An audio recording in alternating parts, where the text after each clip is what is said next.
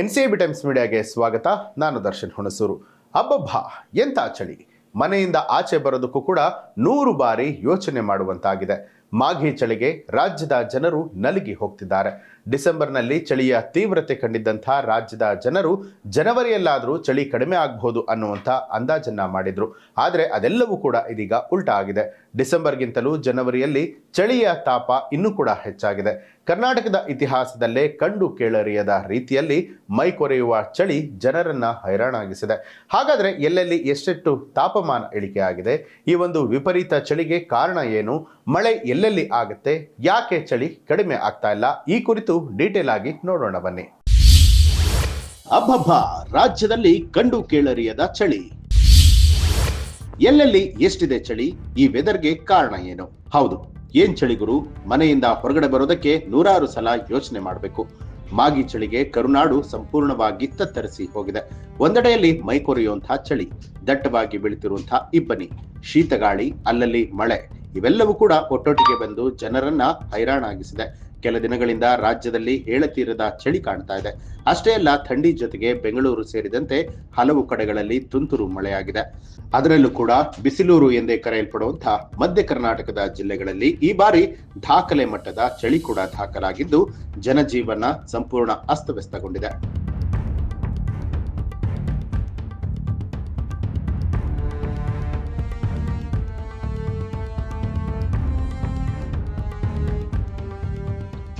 ಕೇವಲ ಚಳಿ ಮಾತ್ರವಲ್ಲ, ಇದರ ಜೊತೆಗೆ ಬೀಸ್ತಾ ಇರುವಂತಹ ಶೀತಗಾಳಿ ಮತ್ತು ಅಕಾಲಿಕ ಮಳೆ ಜನರ ಆರೋಗ್ಯದ ಮೇಲೆ ಗಂಭೀರ ಪರಿಣಾಮ ಬೀರ್ತಾ ಇದೆ. ವೃದ್ಧರು, ಮಕ್ಕಳು ಈ ವಿಚಿತ್ರ ಹವಾಮಾನಕ್ಕೆ ತತ್ತರಿಸಿ ಹೋಗಿದ್ದಾರೆ. ಸೂರ್ಯೋದಯದ ನಂತರವೂ ಕೂಡ ಮಂಜು ಮುಸುಕಿನ ವಾತಾವರಣ ಇರೋದ್ರಿಂದಾಗಿ ರಸ್ತೆ ಸಂಚಾರವೂ ಕೂಡ ದುಸ್ತರ ಆಗಿದೆ. ರಾಜ್ಯದ ಹಲವು ಕಡೆಗಳಲ್ಲಿ ಹವಾಮಾನ ಇಲಾಖೆ ಹೈ ಅಲರ್ಟ್ ಘೋಷಣೆ ಮಾಡಿದೆ. ಇದು ಸೈಕ್ಲೋನ್ ಎಚ್ಚರಿಕೆಯನ್ನ ಕೊಟ್ಟಿದ್ದು ಅಲ್ಲಲ್ಲಿ ಮಳೆಯಾಗುವಂತಹ ಸಾಧ್ಯತೆ ಕೂಡ ಇದೆ. ಉತ್ತರ ಕರ್ನಾಟಕದ ಬಯಲು ಸೀಮೆಯಿಂದ ಹಿಡಿದು ಮಲೆನಾಡಿನವರೆಗೂ ಕೂಡ ಚಳಿಯ ಆರ್ಭಟ ಜೋರಾಗಿದೆ. ಅದರಲ್ಲೂ ರಾಜಧಾನಿ ಬೆಂಗಳೂರಿನಲ್ಲಂತೂ ಜನರು ನಡುಗ್ತಾ ಇದ್ದಾರೆ. ಸಾಮಾನ್ಯವಾಗಿ ದಾವಣಗೆರೆ, ಚಿತ್ರದುರ್ಗ ಅಂತ ಹೇಳಿದ್ರೆ ನೆನಪಾಗೋದು ಧಗಧಗಿಸುವಂತಹ ಬಿಸಿಲು.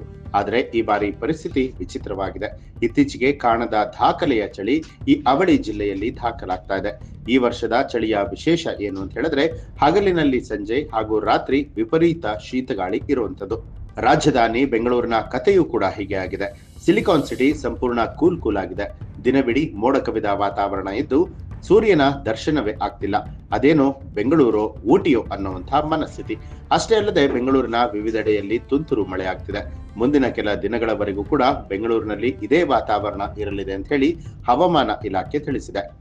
ಇನ್ನು ಈ ಒಂದು ವಿಪರೀತ ಚಳಿ ಹವಾಮಾನ ವೈಪರೀತ್ಯಕ್ಕೆ ಮುಖ್ಯ ಕಾರಣ ಅಂತ ಹೇಳಿದ್ರೆ ಶ್ರೀಲಂಕಾ ಸಮೀಪ ಬಂಗಾಳ ಕೊಲ್ಲಿಯ ನೈಋತ್ಯ ಭಾಗದಲ್ಲಿ ಉಂಟಾಗಿರುವಂತಹ ವಾಯುಭಾರ ಕುಸಿತದ ಪರಿಣಾಮವಾಗಿ ಈ ಒಂದು ವೆದರ್ ಸೃಷ್ಟಿಯಾಗಿದೆ.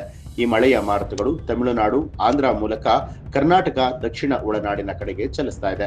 ಇದರ ಪರಿಣಾಮವಾಗಿ ದಕ್ಷಿಣ ಒಳನಾಡಿನ ಜಿಲ್ಲೆಗಳಾದ ಬೆಂಗಳೂರು ನಗರ, ಬೆಂಗಳೂರು ಗ್ರಾಮಾಂತರ, ಚಾಮರಾಜನಗರ, ಕೊಡಗು, ಕೋಲಾರ, ಮಂಡ್ಯ, ಮೈಸೂರು, ರಾಮನಗರ ಮತ್ತು ತುಮಕೂರಿನಲ್ಲಿ ಸಾಧಾರಣ ಮಳೆ ಆಗ್ತಾ ಇದೆ.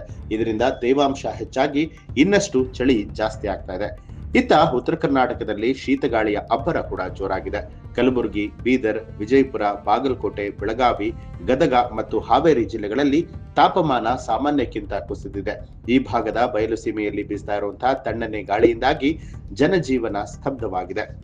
ಚಳಿ ಮತ್ತು ಶೀತಗಾಳಿಯ ದ್ವಿಮುಖ ಹೊಡೆತದ ನಡುವೆ ಆರೋಗ್ಯ ಕಾಪಾಡಿಕೊಳ್ಳುವಂಥದ್ದು ಅತ್ಯಂತ ಸವಾಲಿನ ಕೆಲಸ. ಹೀಗಾಗಿ ವೈದ್ಯರು ಜನರಿಗೆ ಕೆಲ ಸಲಹೆಗಳನ್ನ ಕೊಡುತ್ತಿದ್ದಾರೆ. ಈ ಸಮಯದಲ್ಲಿ ಜೀರ್ಣಶಕ್ತಿ ಕಡಿಮೆ ಆಗುವಂತಹ ಹಿನ್ನೆಲೆಯಲ್ಲಿ ಯಾವಾಗಲೂ ಬಿಸಿ ನೀರು ಹಾಗೂ ತಾಜಾ ಆಹಾರವನ್ನೇ ಸೇವಿಸೋದಕ್ಕೆ ಹೇಳಿದ್ದಾರೆ.